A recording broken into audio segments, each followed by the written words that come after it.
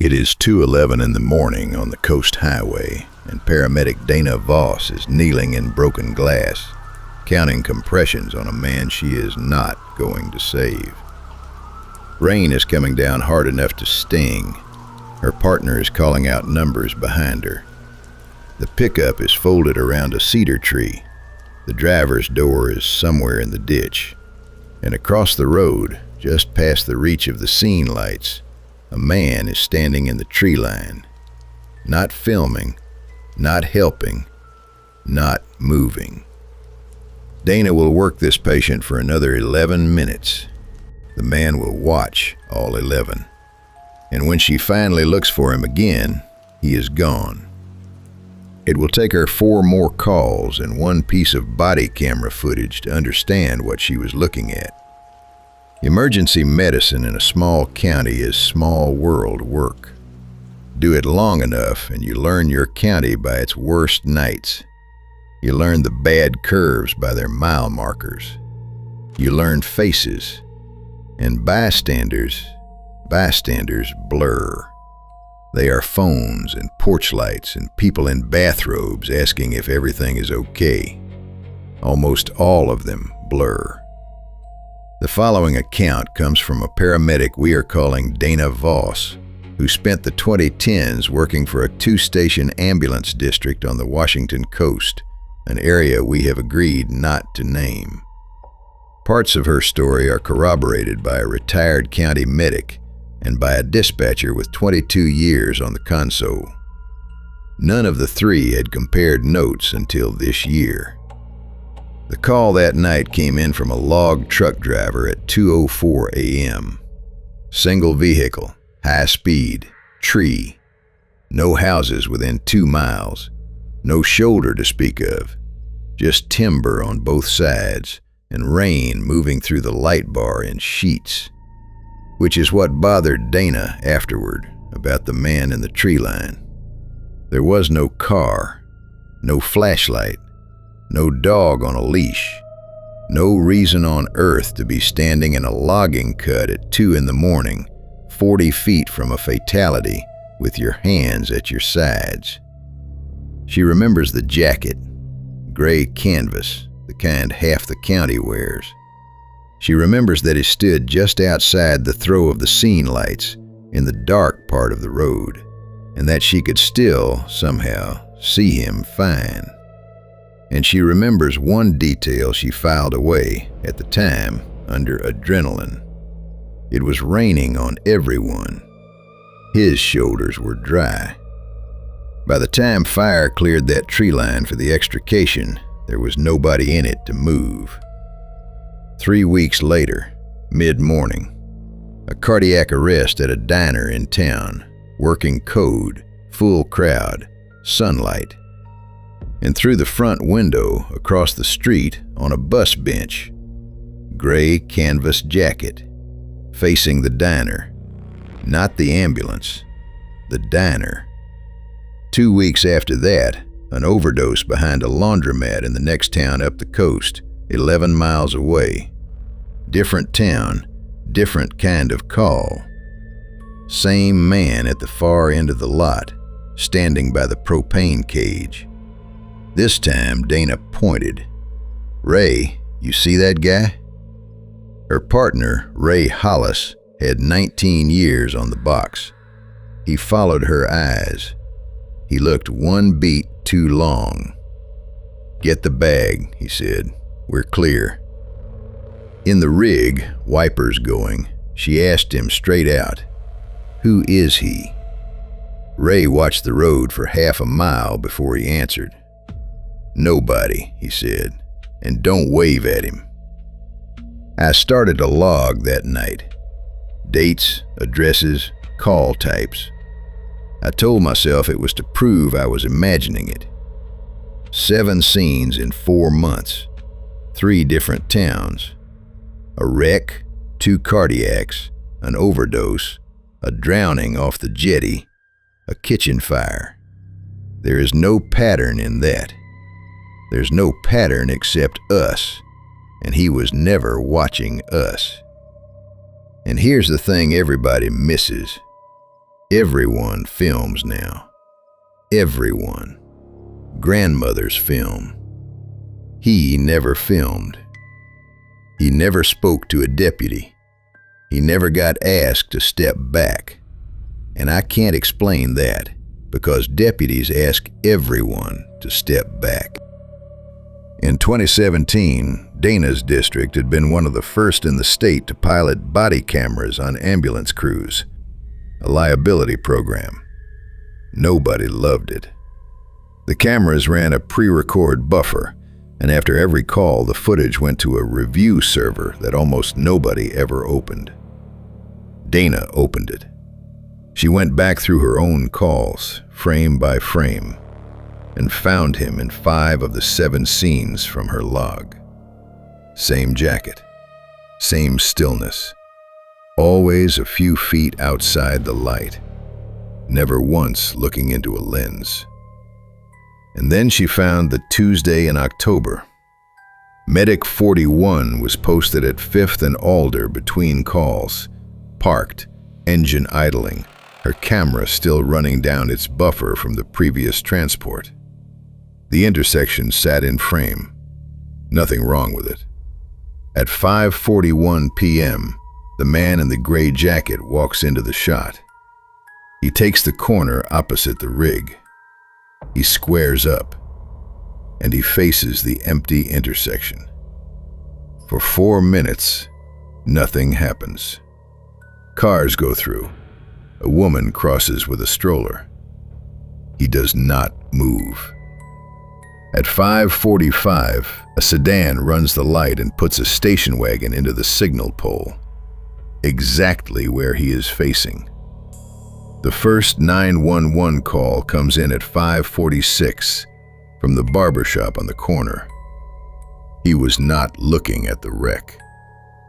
For 4 full minutes, there was no wreck. He was looking at where the wreck was going to be. And there is one more thing on that tape, the thing Dana says she still cannot watch.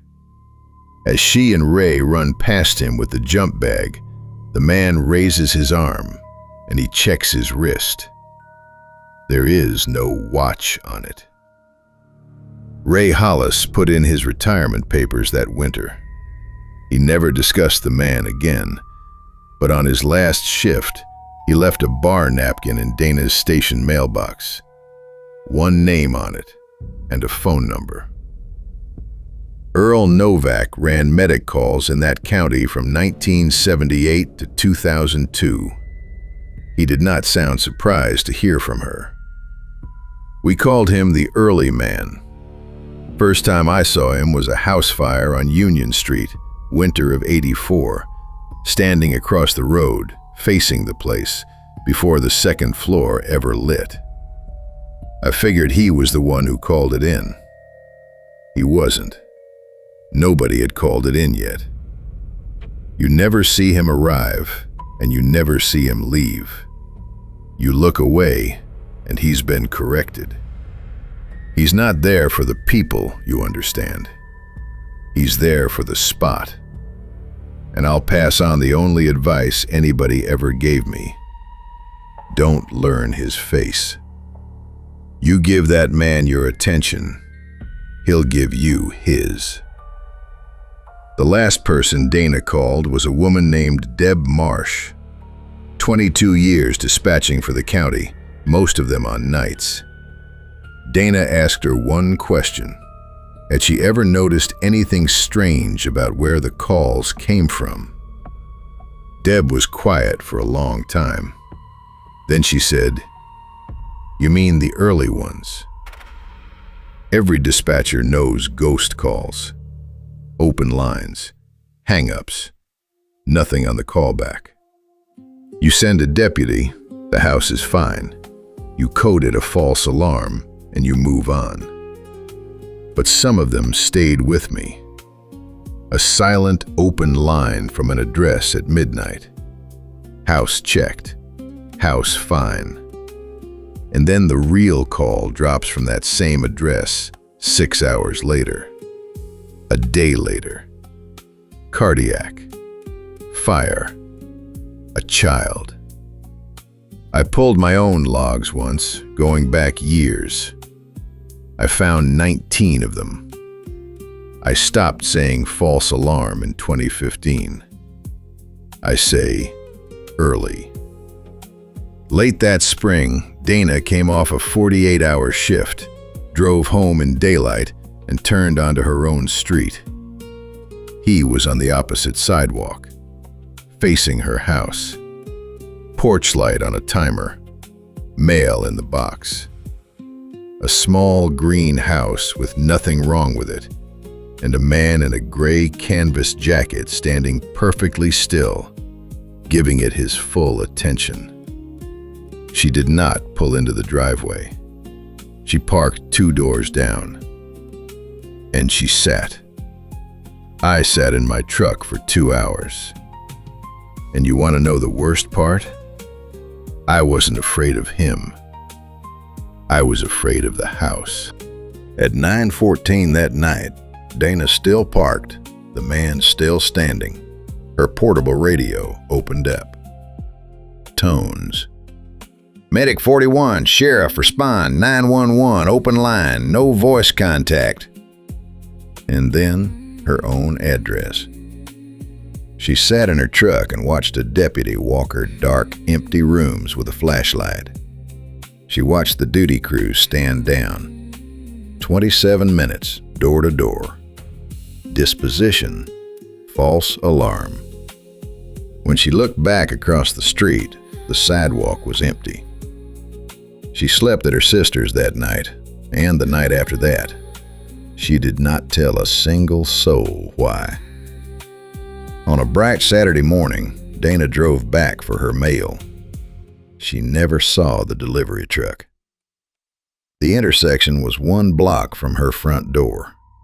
The impact folded her pickup into the signal pole and put her out before the airbag finished firing. She woke up on a backboard in the back of her own ambulance, with a medic she had trained running a line into her arm. And through the rear windows, on the sidewalk, she saw a gray canvas jacket, walking away. In 2 years, it was the only time she ever saw him leave. Because as far as he was concerned, this one was already finished. Her call had come in 3 weeks ago at 9:14 p.m. from an empty house. It had simply come in early. Dana recovered, a collarbone, 3 ribs, a shoulder that tells her when the rain is coming. She works for a district 200 miles inland now, and she has never once reviewed her own footage there. Before she left, she pulled the record for her old address one last time. Open line, 9:14 p.m. Cleared, 9:41. Disposition in block capitals, false alarm. Deb Marsh doesn't use that phrase anymore. After hearing all of this, neither do we. Because if any of it is true, then buried in every county's records, there is a quiet list of addresses that ask for help before anything was wrong. And somewhere out there is a man in a gray canvas jacket, standing on an empty corner, keeping the appointments. Earl Novak only ever got one thing wrong: the name, because there is nothing early about that man. The call is late. The sirens are late. We are late every single time. He is the only one who's on time. So if some bright, quiet morning you notice him, a stranger, perfectly still, facing nothing at all, remember the best advice a paramedic with 19 years ever gave. Don't wave.